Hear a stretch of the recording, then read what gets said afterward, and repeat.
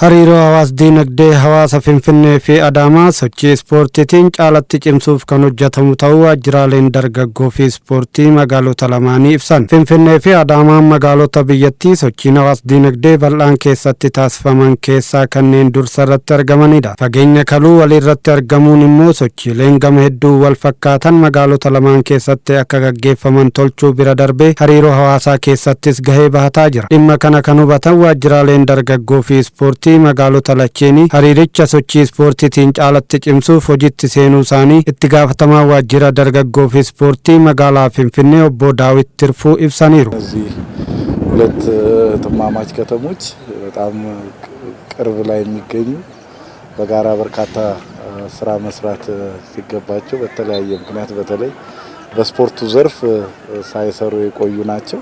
ስለዚህ ይሄንን ክፍተት በመለየት ከከተማው አስተዳደር የስፖርት ቢሮ ጋር በመነጋገር ፕሮግራም ማዘጋጀትና በተለይ በ2016 ዓመተ ምህረት የሁለቱን ከተሞች ወንድማማችነትን ማጠናከር በጋራ የልማት የጸጥታ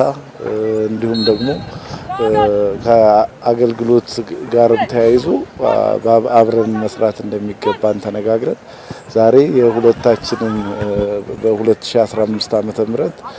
ያሸነፉ የጤና ቡድኖችን ነው እዚህ ይዘን የተገናኘ ነው። ስለዚህ በቀጣይ በሚኖሩ እንቅስቃሴዎች ሁሉ የሁለቱ ከተማ ወጣቶች ተሳስረው በጋራ ለጋራ ልማት ለብልጽግና በጋራ እንዲሰሩ ለማድረግ ታስቦ የተዘጋጀ ፕሮግራም ነው። ከኑማስ ታጳብንቾማ ጋሪወን ፈያ ዶርጎሚ በረ 2015 magaalotni lacheenu kophaatti taasisaniin injifatanii shaampiyoonii ta'an Birhaan Adaamaarraa akkasumas Kotobee Finfinnee gidduutti isteediyeemii Abbabaa Biqilaa Adaamaatti taasisuun eegalleerra kan jedhan immoo itti gaafatamaa waajjira dargaggoo fi ispoortii magaalaa Adaamaa obbo Jammaraa Baqqalaati. Kaayyoon sagantaa kanaa inni guddaa fi hangafti walitti dhufeenya keenya Sister City kan jennu magaalota lamaanidha. Isatti aansee godina ispoortii keenyaatiif walitti dhufeenyii fi waliin hojjechuun magaalota lamaanii murteessaa ta'uusaa giddu galeessa godhannee sagantaa qopheessuma magaalaa keenyaatiin yaadicha finnee kan hojjetame jechuudha. Hariiroo bifa kanaan cimsuu eegalle sagantaalee adda addaa ispoortii hawaasa magaalattii gidduutti taasifamuun itti fufsiifna kan jedhan obbo Jammaraan adeemsa keessa gara magaalota biroo biyyattiittis babal'isuuf yaadamuu eeran. Guddina ispoortii magaalaa keenyaa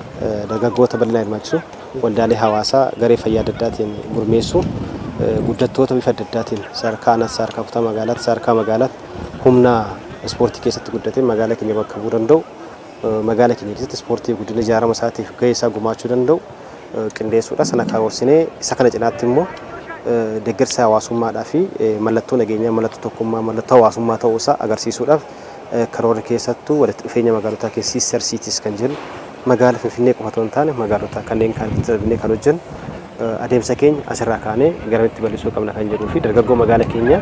gumaachan gama ispoortiin biyyaaf gochuu qabu gumaachan dhaloota dhufu bakka bu'uudhaa fi bakka bu'isaadhaaf hojjetu keessatti gahee isa bal'inaa akka baatuu fi qophiiwwan guddaa taasisaa turre amma waan eegallee kun guddaadha. Gara fuulduraatti bal'atee itti fufa hawaasni keenya immoo deeggarsa gochuu dargaggoon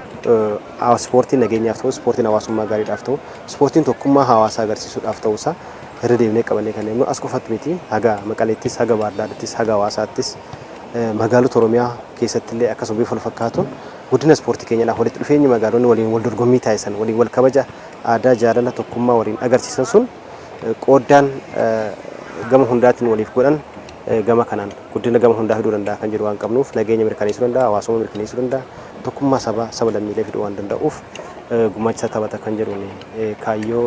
ispoortii galmaan ga'uudhaaf karoora guddaa qabanii kana galmaan ni geenya hojjetamaa jira jechuudha bal'inaan. Jalqabbii gareewwan fayyaa heddummeessuu fi deeggarsa ogummaa taasisuu waajjirichi eegale hundumtuu akka tumsu yaamicha dhiyeessaniiru obbo Jammaraan. Tapha michoomaa gaggeeffame kanaan gareen kubbaa miilaa fayyaa Birhaan Adaamaarraa garee kubbaa miilaa fayyaa Kotobee kan Finfinnee goolii 4-2 injifateera. Taphni deebisaa magaalaa Finfinnee isteediyeemii Abbabaa Biqilaatti akka taasifamus ibsameera.